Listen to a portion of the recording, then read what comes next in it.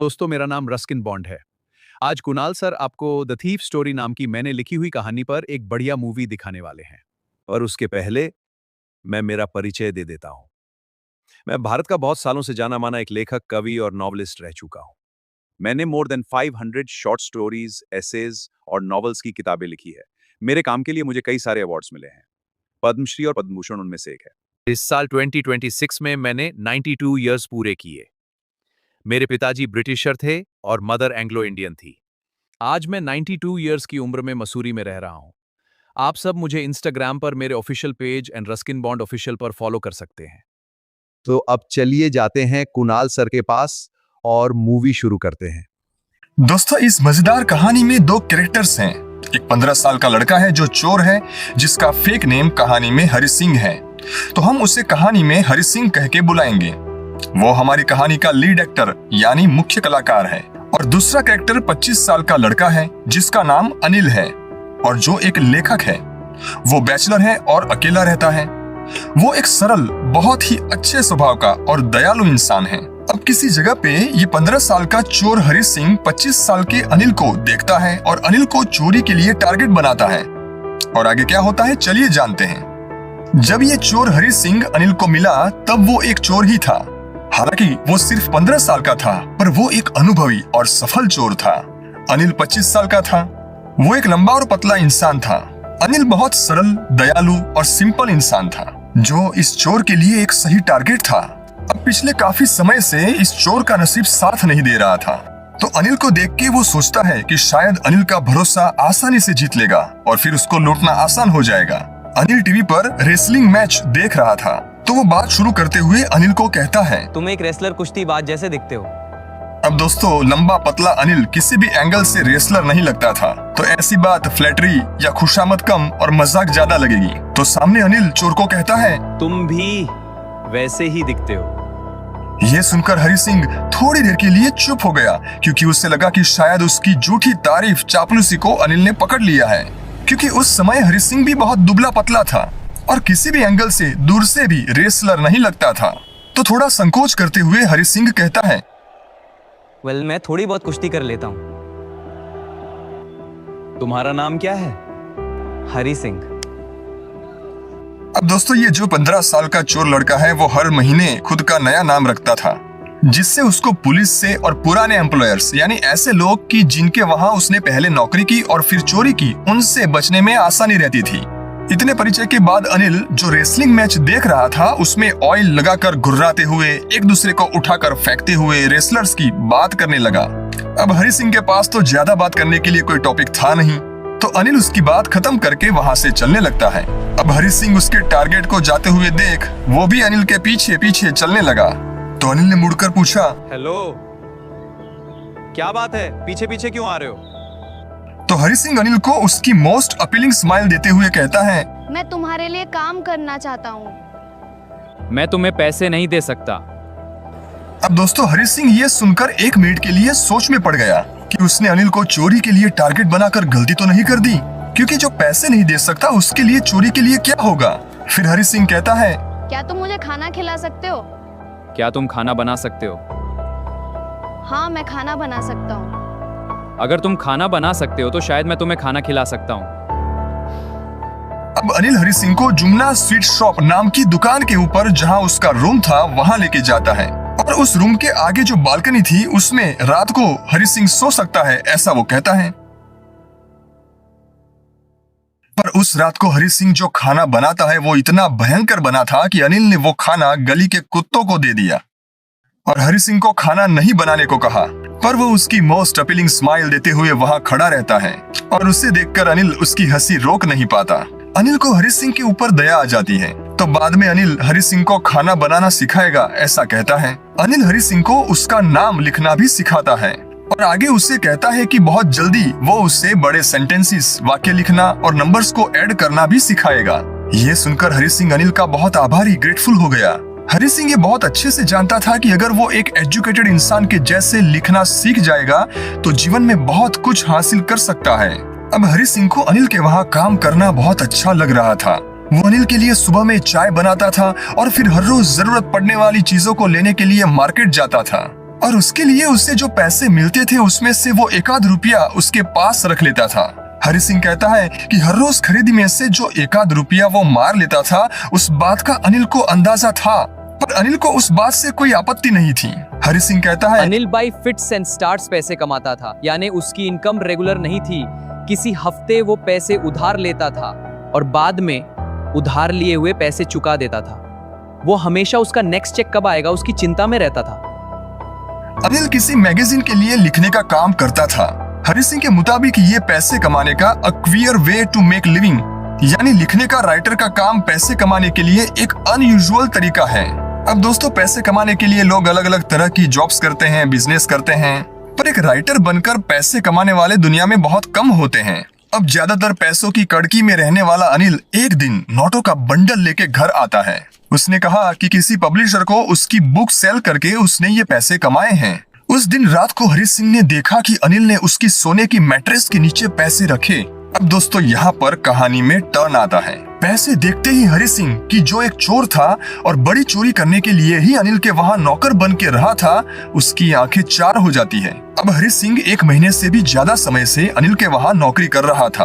आगे हरि सिंह कहता है कि हर रोज की शॉपिंग में से 1 आध रुपया मार लेने से ज्यादा उसने अभी तक उसकी लाइन ऑफ वर्क यानी चोरी का जो उसका मूल काम था उसमें अभी तक कुछ भी नहीं किया था। हालांकि चोरी करने का उससे कई बार मौका मिला था, क्योंकि अनिल ने उसे घर की चाबी दी हुई थी, तो वो जब चाहे तब घर में आ सकता था और जा सकता था। हरि सिंह कहता है, अनिल एक बहुत ही आसानी से लोगों का विश्वास कर लेने वाला इंसान था। मैंने ऐसा इंसान मेरी पूरी लाइफ में नहीं देखा था और इसलिए अनिल को लूटना बहुत डिफिकल्ट था। एक लालची इंसान को लूटना आसान है क्योंकि ऐसे इंसान के पास बहुत पैसे होते हैं तो वो चोरी को अफोर्ड कर सकता है। पर जो अनिल के जैसा केयरलेस यानी बेपरवाह, असावधान इंसान होता है, उसे लूटना डिफिकल्ट होता है, क्योंकि ऐसे इंसान को कई बार उनके वहां चोरी हुई है यह भी ध्यान नहीं होता और इस वजह से ऐसे इंसान के वहां चोरी करने की मजा नहीं आती है। खैर, अब जो भी हो, पर चोरी तो करनी थी और आज बड़ी चोरी करने का मौका था। अब हरि सिंह अपने मन को चोरी के लिए तैयार करने लगता है, क्योंकि हरि सिंह काफी समय से अनिल के साथ काम कर रहा था और वो अनिल के अच्छे स्वभाव से बहुत पॉजिटिवली प्रभावित हुआ था। और उसी इंसान से पैसे चुराना जो आपको अच्छा लगता है वो बहुत कठिन होता है। तो अनिल के विरुद्ध वो अपने मन को चोरी के लिए तैयार करने के लिए मन ही मन सोचता है, अगर तुम अनिल के पैसे नहीं चुराओगे तो अनिल वो पैसे उसके दोस्तों के ऊपर वैसे भी बर्बाद कर देगा और ऊपर से अनिल तुम्हें पैसे भी नहीं देता और तुम मुफ्त में काम कर रहे हो। अब अनिल सो रहा था। घर की बालकनी में और रूम में बेड के ऊपर चंद्रमा की रोशनी गिर रही थी। परिस्थिति को बराबर देखकर हरि सिंह फ्लोर के ऊपर थोड़ी देर बैठा रहता है और मन में सोचता है कि अगर वो पैसे चुरा लेगा तो वो 10:30 बजे की लखनऊ की एक्सप्रेस पकड़ सकता है। तो वो धीरे से ब्लैंकेट के बाहर निकल के और सरक कर अनिल के बेड के पास जाता है। अनिल एकदम शांति से सो रहा था। उसका चेहरा एकदम क्लियर था और चेहरे के ऊपर कोई लाइंस नहीं थी, यानी तनाव की कोई झुर्रियां नहीं थी। हालांकि हरि सिंह अनिल से छोटा था, पर अनिल से ज्यादा उसके चेहरे पे मार्क्स थे और वो मार्क्स स्कार्स यानी घाव के निशान थे। अब हरि सिंह उसका हाथ मैट्रेस के नीचे सरकाता है और जैसे उसे नोटों का बंडल मिल जाता है, वो बंडल को बिना आवाज किए बाहर खींच लेता है। तभी सोया हुआ अनिल लंबी सांस भरता है और जिस तरफ हरि सिंह था उस तरफ करवट बदलता है। तो हरि सिंह चौंक जाता है और धीरे से घुटनों के बल चलते हुए रूम के बाहर निकल जाता है। अब यहाँ से कहानी में नया मोड़ आता है। अब दोस्तों, हरि सिंह ने पैसे चुरा लिए थे तो अब और कुछ सोचना नहीं था, तो वो दौड़ने लगता है। उसने पैसों के बंडल को कमर पे पायजामे के नाड़े से बांधा हुआ था। थोड़ी दूर जाने के बाद वो धीरा होकर चलना शुरू करता है और नोटों को गिनता है। सारी नोट्स 50-50 की थी और कुल मिला के 600 रुपये थे। अब दोस्तों, ये पुराने समय की बात है जब 600 रुपयों की कीमत आज के 60,000 के बराबर थी। खुश होकर हरि सिंह सोचता है इतने कि पैसों में मैं 1 से 2 वीक तक ऑयल रिच अरब के जैसे बढ़िया लाइफ जी सकता हूँ। अब चलते चलते वो आखिरकार स्टेशन पहुंच गया, पर टिकट लेने के लिए वो टिकट ऑफिस नहीं जाता। हरि सिंह ने उसके जीवन में कभी टिकट नहीं खरीदी थी। दोस्तों, एक चोर के लिए टिकट विंडो पे खड़े रहना और टिकट खरीदना वो जैसे उनकी शान के खिलाफ होता है। तो हरि सिंह सीधा ही रेलवे प्लेटफॉर्म पे चला जाता है, लखनऊ एक्सप्रेस बस प्लेटफॉर्म से धीरे धीरे निकल ही रही थी और हरि सिंह को बस कूद कर किसी भी डिब्बे में बैठ जाना था, पर वो हेजिटेट होता है, हिचकिचाता है। पता नहीं क्यों, पर किसी अनजान वजह से वो ट्रेन में चढ़ नहीं पाता और ट्रेन चली जाती है और ट्रेन के साथ हरि सिंह का वहाँ से भागने का मौका भी चला जाता है। अब ट्रेन चली गई तो खाली प्लेटफॉर्म के ऊपर हरि सिंह अकेला खड़ा हुआ था। अब उसे कोई आइडिया नहीं था कि वो रात कहाँ गुजारेगा। ऊपर से उसके कोई दोस्त भी नहीं थे, क्योंकि वो ऐसा मानता था कि दोस्त मदद करने से ज्यादा परेशानी खड़ी करते हैं। और हरि सिंह स्टेशन के आसपास रही किसी छोटी होटल में रुककर कोई उसके ऊपर डाउट करे, ऐसा भी नहीं चाहता था। उस पूरे शहर में बस एक ही इंसान था जिसे वो अच्छे से जानता था, और वो इंसान और कोई नहीं पर अनिल था, जिसे वो लूट कर आया था।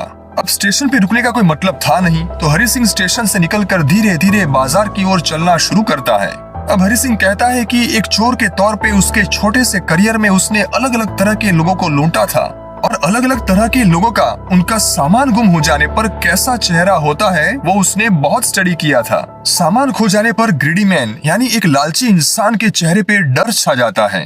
रिच मैन यानी अमीर इंसान उसका सामान गुम हो जाने पर गुस्सा हो जाता है, और जब पुअर मैन यानी गरीब इंसान का सामान गुम हो जाता है तो वो उस घटना को स्वीकार कर लेता है और ज्यादा रिएक्ट नहीं करता। अब दोस्तों गरीब इंसान वैसे ही गरीबी से त्रस्त होते हैं और जिंदगी में वैसे भी लगी पड़ी होती है, तो जब उनकी कोई चीज गुम हो जाती है तो वो ज्यादा प्रतिक्रिया नहीं देते। पर हरि सिंह कहता है कि अगर अनिल की बात करे तो उससे जब पैसे चोरी हो जाने की बात मालूम पड़ेगी तो वो खाली दुखी हो जाएगा और कुछ नहीं। और अनिल पैसे चोरी होने की वजह से दुखी नहीं होगा, पर वो दुखी होगा उसका विश्वास टूटने की वजह से। अब हरि सिंह चलते चलते एक मैदान ग्राउंड था वहाँ आ गया और वहाँ बेंच पे बैठ गया। हरि सिंह आगे कहता है कि नवंबर महीने की शुरुआत थी, रात बहुत ठंडी थी और हल्की बारिश उसकी तकलीफ को बढ़ा रही थी, और अचानक से बहुत भारी बारिश शुरू हो जाती है। उसका शर्ट और पायजामा पूरा गीला हो जाता है और उसकी स्किन से चिपक जाता है, और ठंडी हवा से बारिश चेहरे के ऊपर लग रही थी। तो वो वापस बाजार में चला गया और बारिश से बचने के लिए क्लॉक टावर के नीचे बैठ गया। घड़ी आधी रात का समय दिखा रही थी और नोटों का जो बंडल उसने कमर पे बांधा था वो बारिश में पूरा गीला हो गया था। अब वहाँ बैठे बैठे हरि सिंह अनिल के बारे में सोचता है। वो अनिल के पैसे थे। वो सोचता है कि अगर उसने ये चोरी नहीं की होती और अनिल के पास वो रहा होता तो सुबह में शायद अनिल उसे सिनेमा देखने के लिए 2-3 रुपये देता। पर अब उसके पास सारे पैसे थे। अब उसे ना ही खाना बनाने की जरूरत थी, ना ही बाजार जाने की, और ना ही होल सेंटेंसेस सीखने की जरूरत थी जो अनिल उसे सिखा रहा था। अब जब अचानक से हरि सिंह को ये ख्याल आता है तो वो सोच में पड़ जाता है कि चोरी करने के एक्साइटमेंट में वो ये बात तो भूल ही गया कि अनिल उसे पढ़ना लिखना भी सिखा रहा था। अब उसके दिमाग को ये ख्याल घेर लेता है कि अगर वो पूरे सेंटेंसेस लिखना सीख लेता तो भविष्य में ये चोरी किए हुए कुछ 100 रुपयों से बहुत ज्यादा फायदा होता। आगे हरि सिंह चोरी कहता करना है, एक चोर के लिए बहुत आसान होता है और कई बार उतनी आसानी से चोर पकड़े भी जाते हैं, पर जीवन में एक अच्छा इंसान बनना, बुद्धिमान बनना और लोग जिसे सम्मान दें ऐसे इंसान बनना एक अलग ही बात होती है। अब दोस्तों कोई भी इंसान जन्म से चोर या खराब इंसान नहीं होता। जीवन में मजबूरी, खराब परिस्थितियां या खराब संगत की वजह से कई बार इंसान गलत रास्ते पर चले जाते हैं। अब मात्र 15 साल के चोर हरि सिंह के भीतर जो अच्छा हरि सिंह था उसे अनिल ने जगा दिया था। तो यहाँ पर कहानी में कई सालों से चोरी का गलत काम कर रहे चोर हरि सिंह और कई सालों से छुपे हुए पर अचानक से जागे हुए अच्छे हरि सिंह के बीच में हरि सिंह के दिमाग में फाइट शुरू हो जाती है। मन हूँ हरि सिंह, भूलो मत तुम एक चोर हो। तुमने जो किया वो बहुत सही किया। नहीं हरि सिंह, तुम मेरी बात सुनो। मैं तुम्हारे दिल में बैठा हुआ अच्छा हरि सिंह हूं। तुम्हें चोरी छोड़ देनी चाहिए। तुम्हें पढ़ना लिखना सीखकर अच्छे इंसान बनना चाहिए। तुम अनिल के पास वापस जाओ और उसके पैसे लौटा दो। और आखिरकार हरि सिंह के दिमाग में चल रही अच्छे और बुरे इंसान की फाइट में सालों तक छिपा हुआ अच्छा हरि सिंह जीत जाता है। तो अब हरि सिंह अनिल के रूम की तरफ तेजी से वापस जाने लगता है। वो बहुत नर्वस फील कर रहा था क्योंकि उसने चोरी कर ली थी। हरि सिंह कहता है कि किसी भी चीज की चोरी करना आसान होता है, पर चोरी की हुई चीज को वापस लौटाना बहुत मुश्किल होता है, वो भी अनडिटेक्टेड, बिना मालूम पड़े। अब हरि सिंह वापस अनिल के घर पहुंच जाता है। वो धीरे से दरवाजा खोलता है और चंद्रमा की हल्की रोशनी में थोड़ी देर खड़ा रहता है। अभी भी अनिल गहरी नींद में था तो हरि सिंह धीरे से अनिल के सर की ओर जाता है और एक हाथ से चोरी किया हुआ नोटों का बंडल निकालता है और अनिल के सर के नीचे बेड के नीचे बंडल वापस रखने के लिए अंधेरे में हाथ घुमाता है। तभी हरि सिंह को मैट्रेस की धार मिल जाती है और वो धीरे से नोटों का बंडल वापस उसकी जगह पे रख देता है और फिर हरि सिंह उसकी जगह पर जाकर सो जाता है। अब हरि सिंह उसने जो रात को भागा दौड़ी की उसकी वजह से जल्दी उठ नहीं पाता और हर रोज से लेट उठता है। जब वो उठता है तब अनिल ऑलरेडी जगा हुआ था और अनिल हरि सिंह की ओर हाथ फैलाता है जहां उसके हाथ की उंगलियों के बीच में 50 की नोट थी।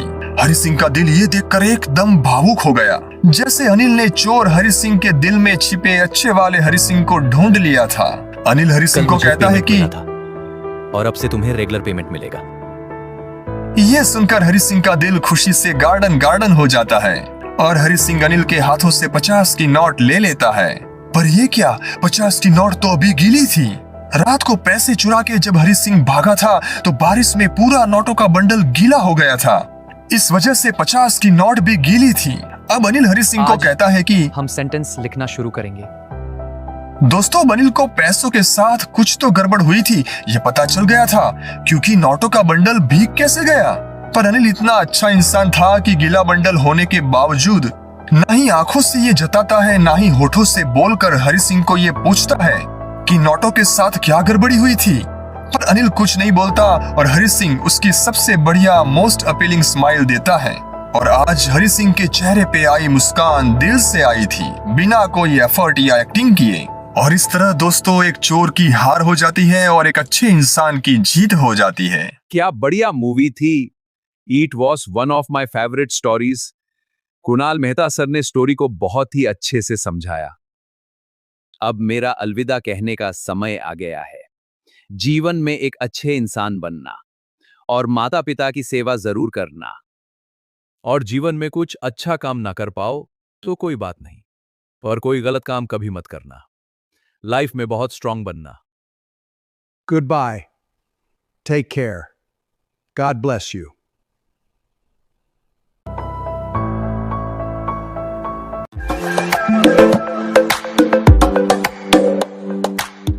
और हाँ, जाने से पहले इस चैनल को सब्सक्राइब करना और शेयर करना न भूलें और बेल आइकन जरूर दबाएं